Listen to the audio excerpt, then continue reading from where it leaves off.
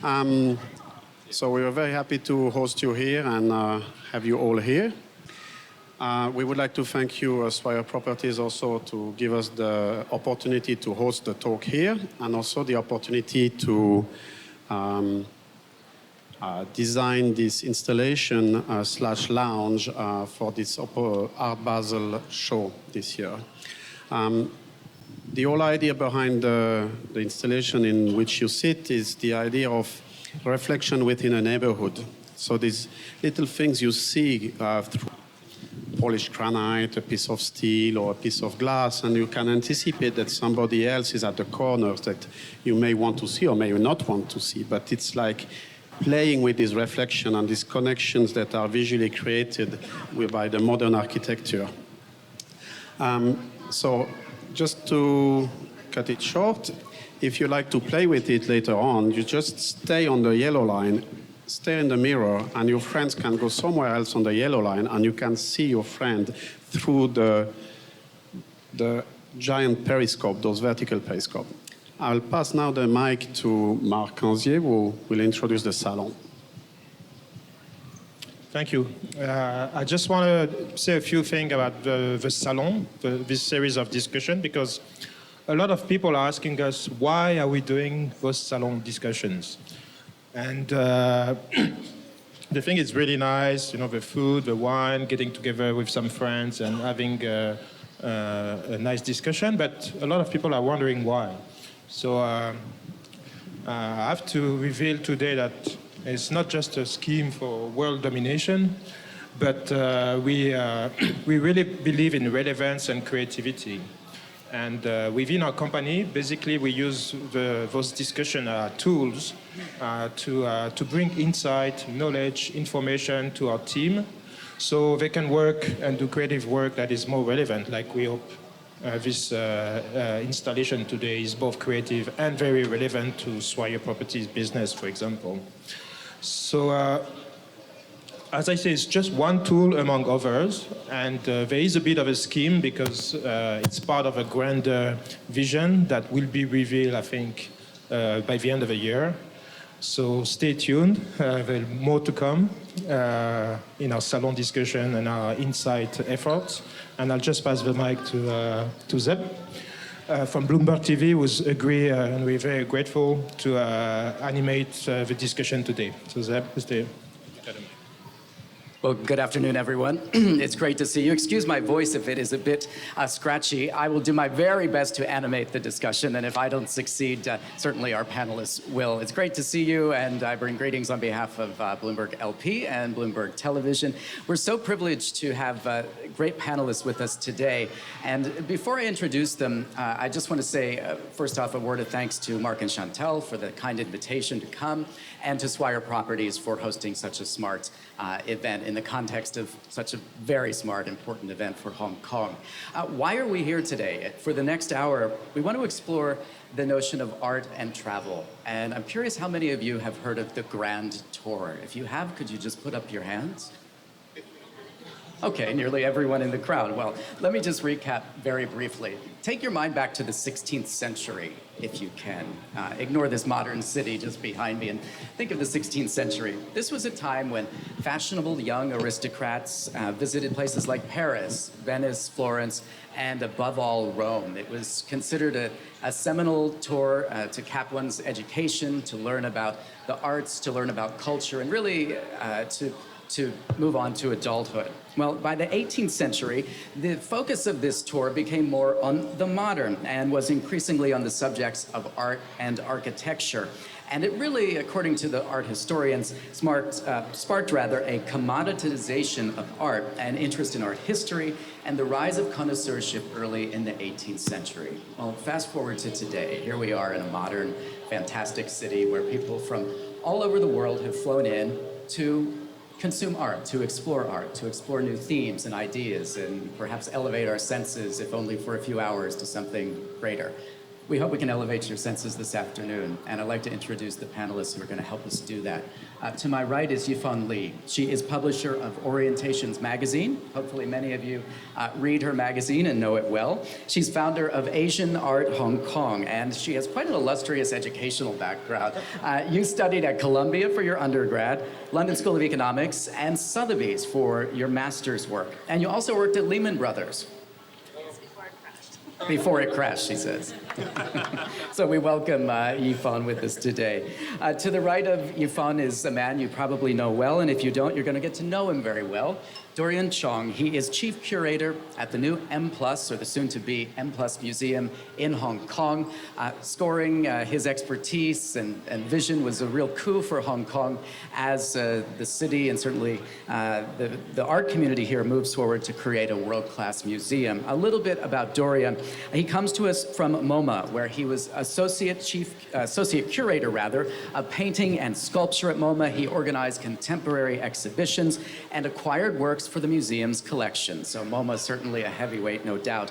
He has curated and coordinated exhibits at venues including Parasite here in Hong Kong, Red Cat in Los Angeles, the 2006 Busan Biennale, and the Korean Pavilion at the 2001 Venice Biennale, among writings in many professional journals as well, contributing to the scholarly body of work that exists today. And finally, Simon Westcott. He is CEO and owner of LUXE City Guides. I'm sure many of you are familiar with the LUXE Guide. It's about this big, this wide, and you can find it in some of the best shops around the world. Let me grab my notes, excuse me.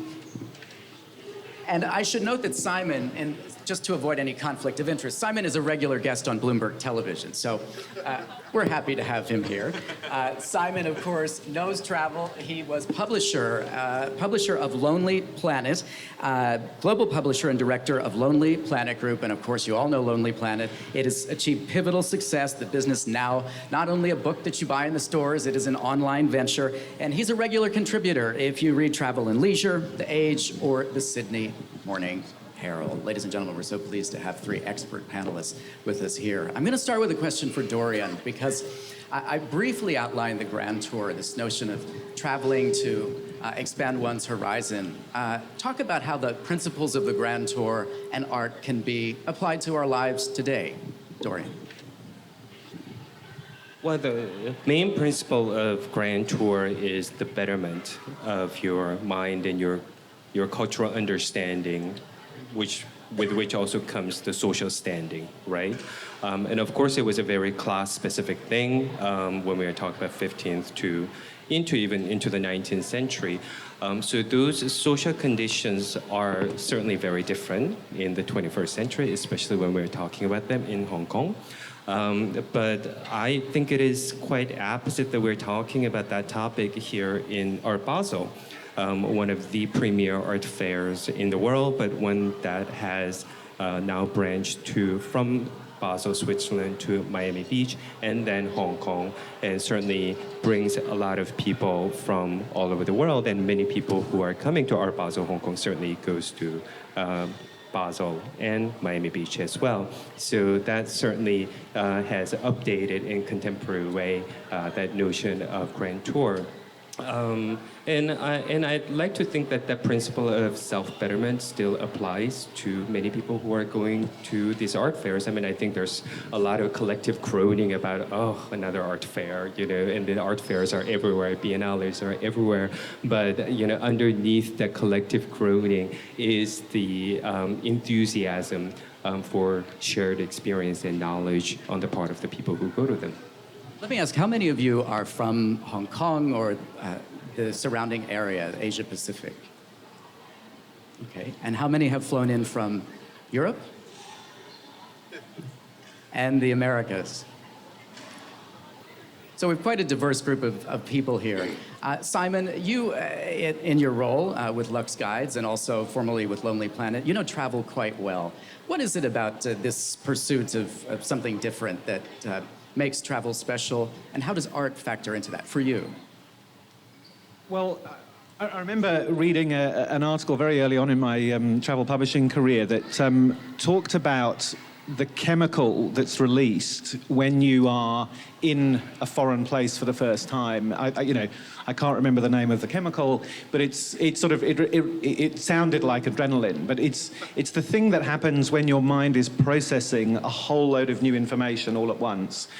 Incredibly different smells, different maps, different language.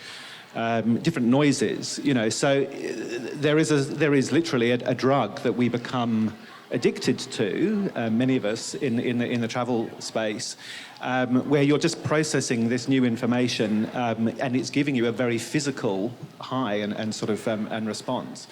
So I think this idea of the nomadic nature of humans and our desire to see beyond where we live is very, very deeply ingrained.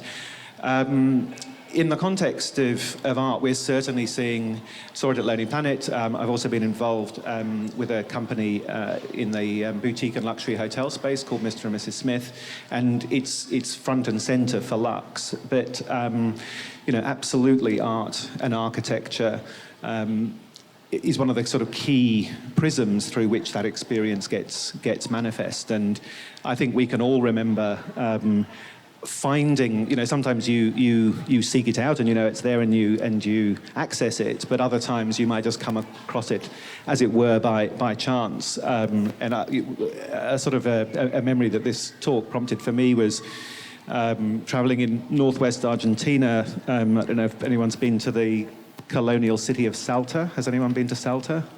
No one's been to Salta. Well, then no one will have been to Bodega Colomé, which is a very good winery. It's one of the highest wineries in South America. Have you heard about, the James Turrell Museum?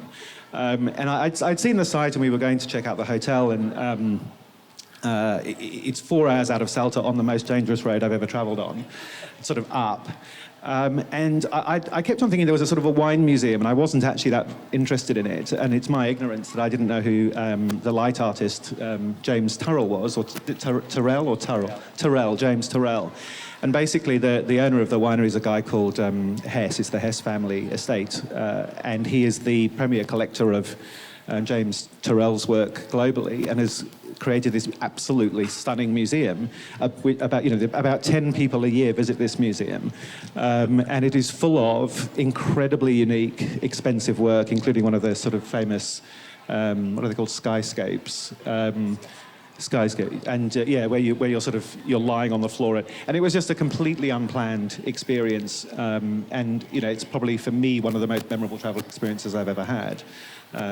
Seeing Infinite Blue, which is one of the signature pieces, for the first time, I remember it for the rest of my life. Those moments of epiphany, I agree, are some of the best moments of travel. And what worries me is that in this age of being able to hop on a plane now and 16 hours later be in New York and be back again the next day if you need to, we lose kind of the special experience of what it means to travel across the world and transport ourselves to a different place. Yifawn, you approach art perhaps from a more academic background, and I'm curious, for you, how did your epiphany come? You went from banking to art. Talk a little bit about that. Well, I've always been interested in history. When I studied at Columbia, I not only did economics, but I also studied Asian history. And after a few years of banking, I just felt like it wasn't for me. I wanted to go back and study something I really enjoyed. So that's why I went back and did my degree at Sotheby's. And I just became acquainted with this magazine, and the opportunity came up, and I've been here for 6 years. But I think the interesting thing about the magazine is that when it started in 1969 by Adrian Zecca, who's also the founder of Aman Resorts, it started as a magazine covering the art, culture, and travel of the region. And we only became a fully scholarly magazine when there were more and more airline magazines covering the same topics. So I think since the 70s, there's been great interest in the Asian region, Asia-Pacific region, for travel. But I think nowadays, like Simon said, we have a lot more choice, and there's much more contemporary art and architecture that one can partake in and engage with. I think it's actually a perfect segue. We must be on the same wavelength, because I want to move on and talk about interest in art in Asia, art tourism in Asia. I mean, look at this event. In 2 years, Art Basel, certainly this fair has been here for 7 years now, but since it's been branded Art Basel, it's taken on increased international prominence. And Doryun, perhaps given your experience at MoMA and elsewhere, you can talk about the explosion in art tourism in Asia, to Asia, from Asia. I mean, certainly what Art Basel Hong Kong is doing is incredible. Well, but even before that, the previous incarnation of Art Hong Kong has certainly put Hong Kong on the map of contemporary art. So I just can't emphasize this fact enough. But you know what is really noticeable and interesting to me is the intra-regional travel, that it has increased tremendous amount. I recently did a small exhibition with colleagues at Parasite, thinking about the 1960s in the region, comparing between Taiwan and Japan and Korea. And it was really meaningful for us to think about the art scenes of these three countries in Hong Kong, because, you know, that's only half a century ago. But travels between these places were not so easy. You know, because it's at the height of the Cold War, and they were divided by ideological lines, and that they were all plugged into the Cold War era geopolitics. And this situation only began to change for most people, I think, 1990s or so. And since then, it has escalated at such a speed, and then every year you see the differences, right? And so that's the general trend, and maybe it is only in the last few years, maybe 5 years or so, that people are traveling to these different places specifically for the purpose of the enjoyment of art. So that is certainly something very noticeable. Speaking of Art Basel, you hear from dealers and organizers of the fair that you see more and more Asian tourists going to Basel Fair. And this, again, is happening during the exactly same time. But it's not just Basel. I mean, again, there's such a network of fairs in biennales. And even, for instance, I guess Venice Biennale, just not last one, but maybe 4 years ago, I noticed such a significant increase in the number of Chinese tourists going to Venice Biennale, for instance. I mean, it was so noticeable. So there has been such explosion that happened, you know, that we crossed the threshold. And literally, it's in the last 5 years. So who knows what's going to happen next year? Yeah, I think that's absolutely right. I mean, taking a sort of an Asian Pacific view of it, I mean, coming into Hong Kong last week, in the business class cabin, was sort of very aware of a whole lot of yakking as we were sort of waiting to taxi. It was sort of like a school trip. And I tuned in, and of course, they were all acquaintances, not actually traveling together. I would say 80% of the cabin was coming to Art Basel. They all sort of knew each other from the art scene in Melbourne, and, you know, were yakking away overexcitedly like they were on a school trip. But there's a couple of sort of really transformational activities in the Australian context, where I'm living between here and Hong Kong. But if you think about Mona, the Museum of Old and New Art in Tasmania, that has single-handedly transformed visitation into one of the most beautiful sort of states of Australia. 30% of all people that go to Tasmania see the museum, which, if you think about that collection, is extraordinary. I think the only other place that's more visited is Salamanca Market, which you actually have to walk through anyway, so I don't think it counts. So it is the most visited thing in Tasmania now. And I think one of the things that I really love about it, you know, I think Japan, Taiwan, China, and Hong Kong are amongst the sort of largest inbound international markets for Mona. But actually, you know, to the sort of theme of the panel, what's interesting is, I'm pretty sure Mona has a sort of a free policy for local residents, and that's part of the David Walsh vision, is he's reinvesting back in his local suburb. It's not in a particularly salubrious part of Hobart. So actually what you get is this extraordinary mix of Tasmanian locals rubbing shoulders with a whole load of arterati from Sydney and Melbourne, with a whole load of really eager sort of Chinese young hipsters. It is just the most extraordinary scene in this very, very, very remote part of the world in real terms. So, you can see how art just completely transforms the travel landscape and tourism for Tasmania. I think your example of MoMA in Tasmania is similar to Naoshima Island in Japan. It's a relatively remote island, and it has architecture and several museums on the island. And I think at the moment it generally attracts mainly local, domestic visitors and not as many foreign visitors. But I guess as a foreign visitor, maybe that would be one of the attractions of going there, so you can see the local scene. Yeah, and then the Naoshima Island that Yifawn is talking about is also a cluster of islands in the inland sea of Japan, right? And then this is an area that has been severely depopulated, and the average population, the age of those who are still living on the islands is like 70, so because all the young people have left those islands to work in the cities and whatnot.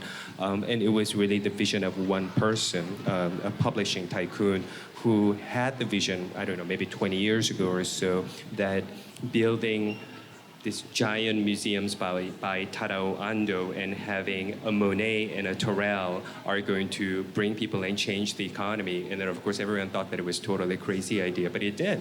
It took a while, but it really changed the whole economic landscape, but also its standing within the country as well as the international landscape of tourism. Well, with the benefit of hindsight, sometimes the craziest ideas prove to be the smartest ideas, don't they? Let's talk about a point you raised, Simon, which is a growing number of young people from this part of the world, particularly China, traveling around the world to learn about art, to learn about culture, to learn about other countries. And it strikes me that this has a fundamentally transformative impact when they bring all of that knowledge back home. And I'd like to get your views from your various perspectives on what this means, this new class, this new generation of young people from Asia who are touring the world and learning about art, about culture, about other countries, and how will that change countries like China and others in the years to come? I'll have a go. I've got a very partial view on this because we're thinking, we're planning how we will take LUXE City Guides into China, and actually working closely with our colleagues at Marc and Chantal on that project. And I have been going to China on and off probably since the Lonely Planet days, so maybe 10, 12 years, and was part of the team that launched Lonely Planet in China. And I remember very acutely one in sort of 2005, being a sort of rock star in China just because I worked for Lonely Planet and because I was there to talk about travel. We would have these sort of town hall meetings, and we thought 40 people would come and 400 came. Just the hunger to find information about how to travel. And in those days, we were meeting young lawyers, young marketers, people in their 20s and 30s who were rich, really rich in local Chinese terms, in the terms of their parents' generation. But obviously, when they left China at that point, their purchasing power was not particularly great. Lonely Planet was perfect because it's the backpacker's Bible. So, we had conversations with people who wanted to know how to sleep on a park bench in Scotland to save money. But the fascinating thing is then sort of launching Lonely Planet in China, seeing it succeed, working out how to bring Mr. and Mrs. Smith and now LUXE to China. That cohort of travellers has been travelling for 10, 15 years, incredibly sophisticated. I see very little difference between their the sophistication of their travel experience and appetite and the way they process that experience to a lot of other Asian travellers and to a lot of Western travellers. And obviously their purchasing power now is much greater.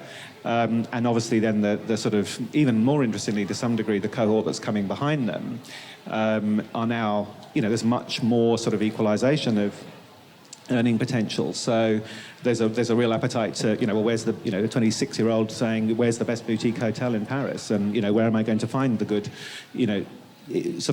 where's the best art hotel? So I think in the Chinese context, obviously, it's changing. That's the cliche. It's just changing so incredibly fast. But we certainly see in the LUXE context, I think, and through some of the people that we're meeting with Marc and Chantal, that again that art plays a key role in how that experience is going to be manifest. That they're well beyond wanting to tick off the Eiffel Tower and have a trip down the Seine. It's absolutely about accessing the right cultural experience. Sorry. I'm going to draw your attention back to not the LUXE group of China, but the more middle-class travelers of China. There's a very interesting article by Evan Osnos, who writes for The New Yorker. In this article, he talks about going on I think it was like a 2-week tour with a group of mainland Chinese to Europe, and they're middle class. And like Simon said, what they did in the first, say, 10 to 14 days was go through the itinerary and check off all the must-see sites, get on and off the bus, and not really mindfully looking at the sites. But at the end of the tour, what really stood out to me in the article is that he said that one of the youngsters on the tour was reading a newspaper on the bus, and he just remarked, "Oh, wow, they really can say whatever they like in the papers out in the West." And I think it's little experiences like this that jolts you and maybe allows you to take it back to your country and maybe do something. I have a kind of funny anecdote, or at least I think it is funny. So a few years ago, I went to this beautiful medieval, well-preserved town called San Gimignano, which I'm sure everybody knows, in Tuscany. And about an hour away from Florence. And I only went there because there is a great gallery that actually has a booth in the fair called Galleria Continua. And it's a remarkable gallery because 3 guys from this little town started this gallery, and now they have a big gallery in Beijing. They have a gallery outside of Paris and all of that. So that's another story.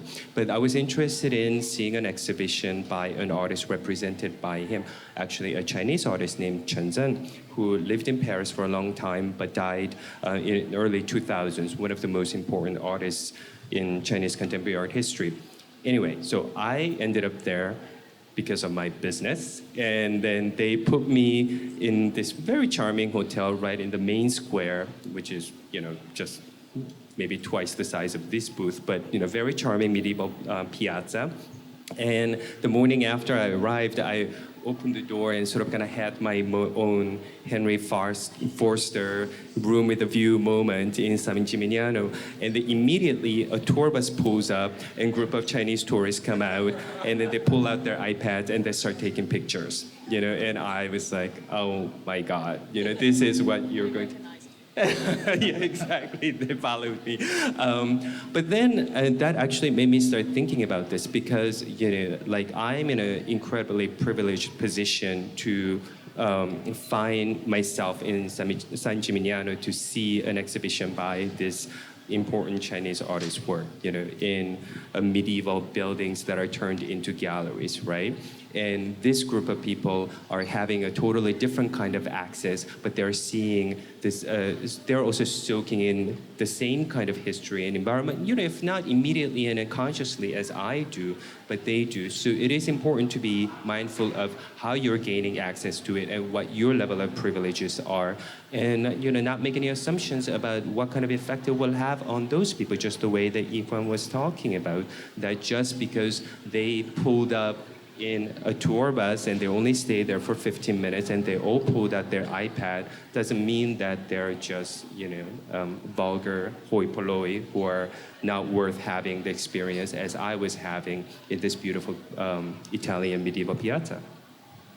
I want to move the conversation and take it forward because we will make time for your questions, by the way.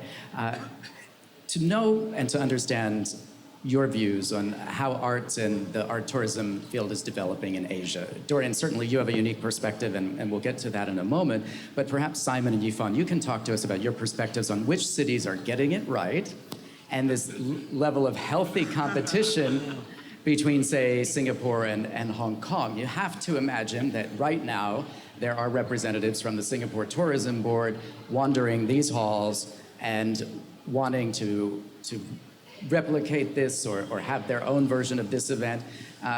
This is it's a touchy subject, I realize, given the fact that these are markets in which we all want to compete and play in. Yeah. But how do we share the love, so to speak? Well, look, we're opinionated at LUXE, so I'll just be opinionated. I mean, this is a very personal view, so it represents my personal experience. Our Basel event is extraordinary. It's also very busy. It's quite hard to access the art, I find. I think the extent to which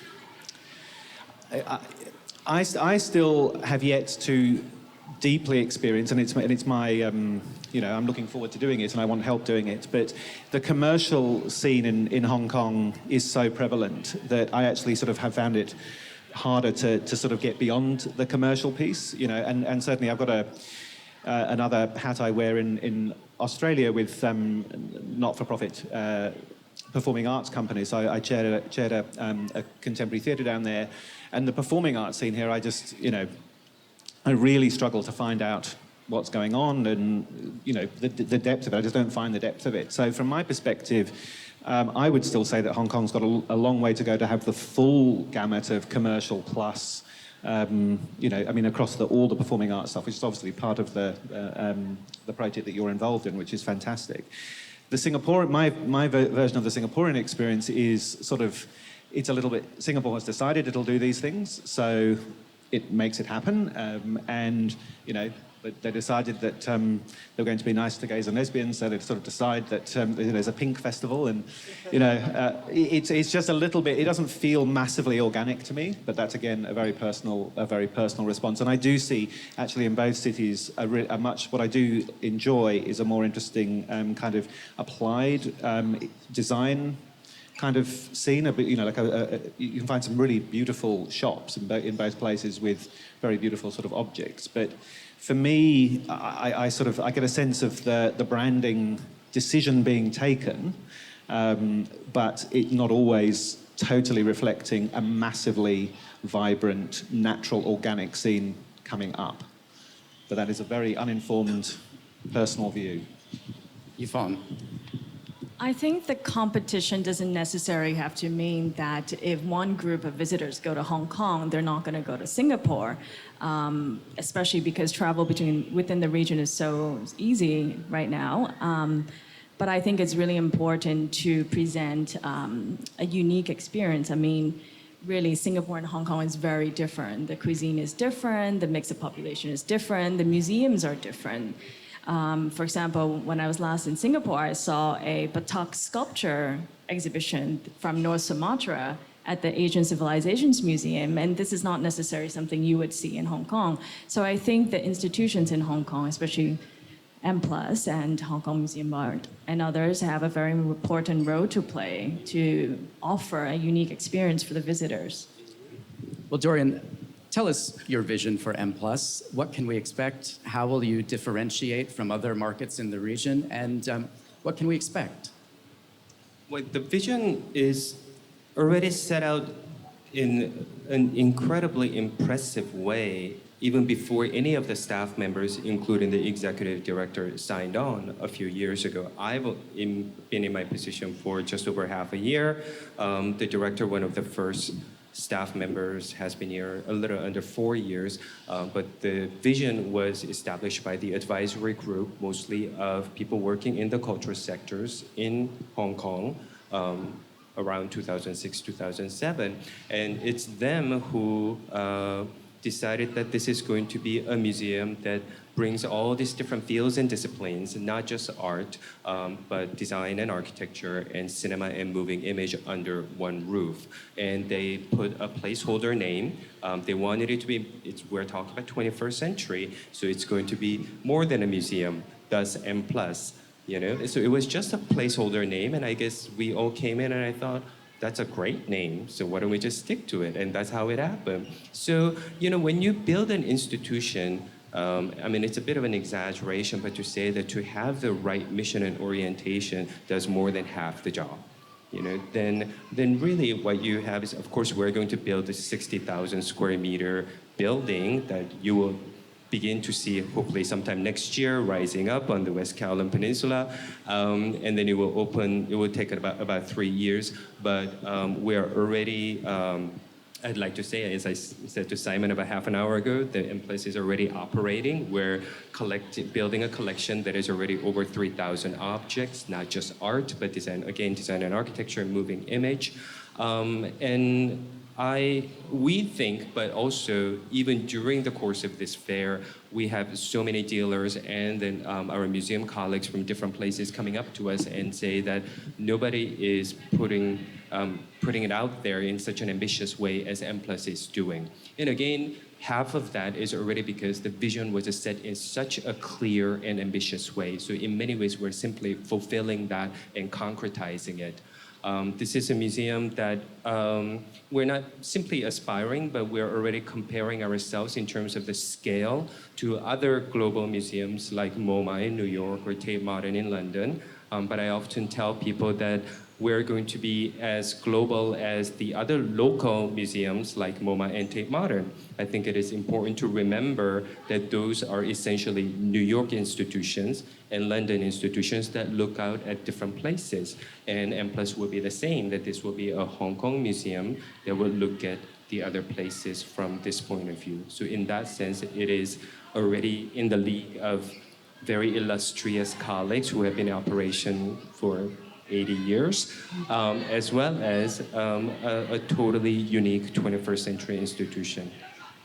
Let's take some time for questions from the audience. I'm sure you have some burning questions on your mind. Who would like to lead off? Yes, and just wait one moment while we pass you the microphone.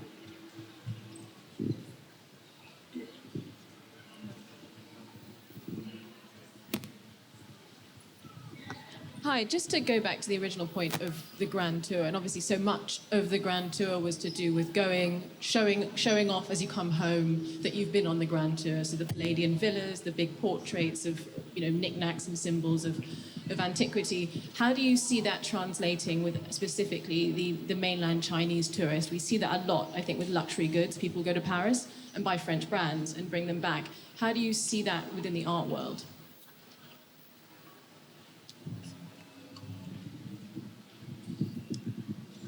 I think there's a lot more rules and regulations about taking antiquities off temples and buildings nowadays, but I think you can still get a similar experience of going out and buying a piece of art on your trip, be it contemporary art or, we're at Art Basel today, but I want to mention that in New York and also London, there's been art weeks going on for decades. In New York, it's in March. It's called Asia Week, and in London, it's called Asian Art in London. This is a week where the auction houses hold sales and dealers hold exhibitions in their galleries, and it always attracts a lot of museum curators and collectors. And I think when you go on these visits to these art weeks, you'll be able to bring back a piece of art.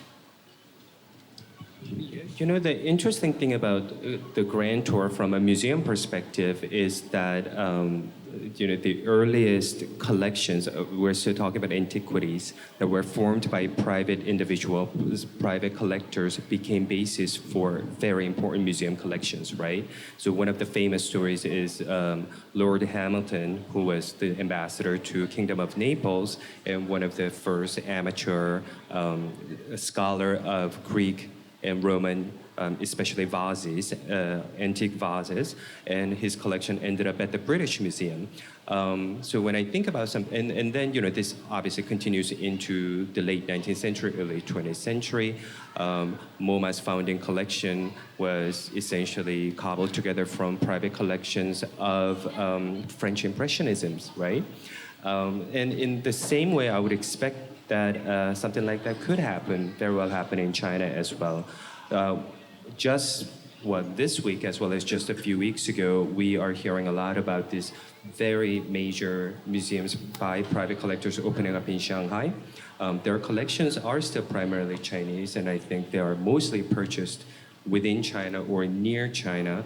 But you're right, people are going outside and going to France, and maybe they'll be coming back from France with some Monets or something, which is what actually Japanese museums did a lot in the 1980s. Something comparable to that could happen.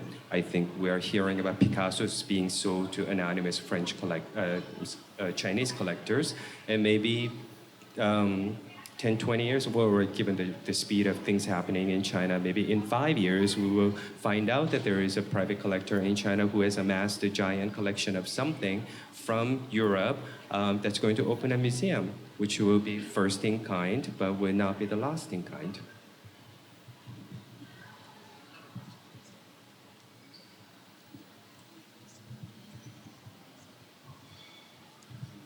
Hello. I was wondering if you could spend a few minutes talking about the more active mode of travel in art. When artists travel, what does that mean for them? And particularly with view of the Grand Tour, so many people not only brought back antiquities, but sketched, made really important drawings that ended up becoming the basis of art history. And how does that happen now? Technology has kind of changed that, but are the motivations still the same, and how does it impact us? I can give the sort of layman's sort of social media view of that. I remember very strongly one of the first long trips I did to Peru from London, and travelling with a friend who took a very expensive camera before the days of just doing that and uploading it. But it just struck me really clearly that he was spending so much time setting up his tripod and focusing and kind of getting the right shot that I thought he was missing the experience. And I actually made a personal decision very early on never to take photographs when I travel, which my partner hates because it looks like he's never on holiday with me. But for me, I suppose for me personally, and I would sort of encourage people to think and write more than they would to get behind a physical camera. But I think it's a very obvious point. But Facebook is a way of locating yourself in the world, and either through images or through clever words. In a sense, it's reinventing the postcard. The post. For those of us who travelled before Twitter, we composed our thoughts in 280 characters on a postcard. So, I think the forms, the mediums change, but the intent is the same. There's an exhibition at White Cube Gallery here right now of an LA painter named Marc Bradford, who I think is one of the greatest painters living and working in our time. He's now in his early 50s. Primarily, he's an African-American artist who's always been in Los Angeles. He spent, I believe, a few weeks last year in Hong Kong, and then exploring the spaces, architecture, environment, and created this extraordinary body of works that are on view right now. For an artist who's known to create abstract paintings based on spatial experiences of Los Angeles, to create something based on Hong Kong, I think is one example of active mode. I think photography is revolutionary for some artists because they can take the photo while they're traveling. And this is what an artist friend of mine told me. He takes these photos and comes home, and after maybe 3-4 months, he revisits the photos and has a different idea of how to incorporate that into his work. So I think it's a great modern tool, photography. We are coming close to the end of our discussion here, but before we finish, I want to get everyone in the right mindset, whether you're going back inside to look around, or you're going to enjoy a glass of wine, or you're going to get on a plane and fly to London in a few hours. This notion of mindfulness, it strikes me, especially as a television reporter, where you sort of run from one thing to the next, never get a chance to really fully appreciate all that's before you, even though you have such amazing opportunities before you. One of the things that I personally am trying to work on is that element of mindfulness, appreciating and soaking up the experience. And earlier this week, we were live, in fact, from the show floor here on Thursday morning for Bloomberg TV, and I was so lucky to have about, 2 hours of that entire room to myself. Early in the morning, no one was there except for our TV crew, producer, cameraman, and me. And in between live shots, I wandered around and just took in the entire show in the stillness of the early morning. And it is the only time at one of these events where I've truly been able to engage with the art and experience it. And I wonder, perhaps as we thank our audience and thank you, if you can leave us with a parting thought on how you try to be more mindful and how each of us can be more mindful, whether we're taking in the art here at Art Basel or traveling somewhere around the world. I think it's something that all of us can aspire to. Who wants to take that? Well, I think the more you travel and the more you experience, you get the more desensitized and if not jaded. So I think you always need to check your assumptions and remind yourself that you're doing this because you want to be curious.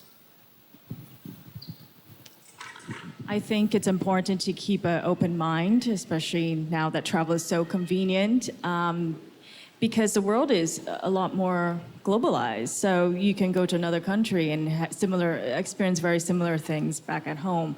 So I think it is important to try to seek out a different experience.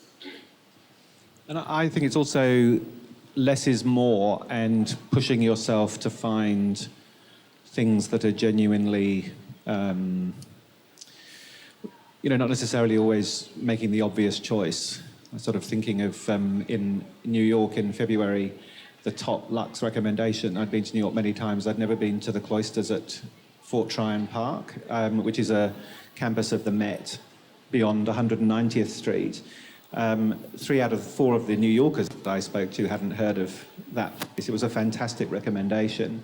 And yes, it was a journey. It was a beautiful snowy day. We walked around the park, and you could see things because there weren't that many people there.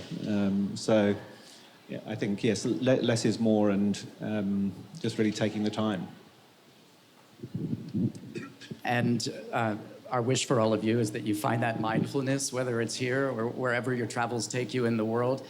We're glad that your travels have brought you to the Swire booth, to the Marc and Chantal Salon discussion. And please join me in thanking each of our panelists for their expert views today.